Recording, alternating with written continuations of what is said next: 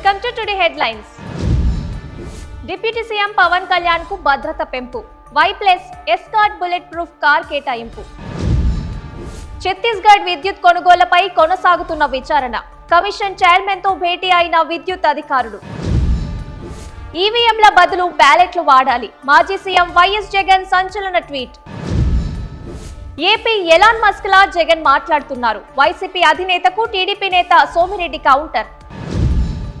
నేటి నుంచి ఏపీలో కేంద్ర బృందం పర్యటన, 6 జిల్లాల కరువు కమిటీ అధ్యయనం. ఖరీదైన నగరాల్లో 5వ స్థానంలో నిలిచిన హైదరాబాద్, అగ్రస్థానంలో నిలిచిన దేశ ఆర్థిక రాజధాని ముంబై. బీఆర్ఎస్ ఎమ్మెల్సీ కవితతో సబితా సత్యవతి ములాఖాత్, తీహార్ జైల్లో కవితను కలిసిన మాజీ మంత్రులు. కాంగ్రెస్ అధినేత్రిని కలిసిన వైఎస్ షర్మిల, రాహుల్ ప్రియాంక గాంధీలతో షర్మిల భేటీ. రాజ్ భవన్ ముట్టడికి బీఆర్ఎస్ యత్నం, నీట్ పరీక్ష రద్దు చేయాలంటూ డిమాండ్.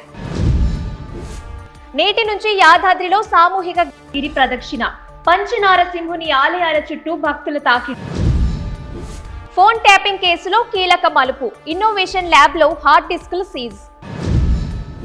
ఈసారి ఖైరతాబాద్ లో 70 అడుగుల వినాయకుడు, పర్యావరణ రహిత విగ్రహం ఏర్పాటు చేస్తామన్న నిర్వాహకులు.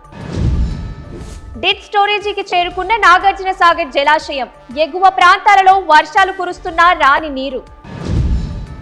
సముద్ర జలాల్లో మండిపోయిన మత్స్యకారుల బోటు, విశాఖ తీరానికి 28 నాటికల్ మైళ్ల దూరంలో ఘటన.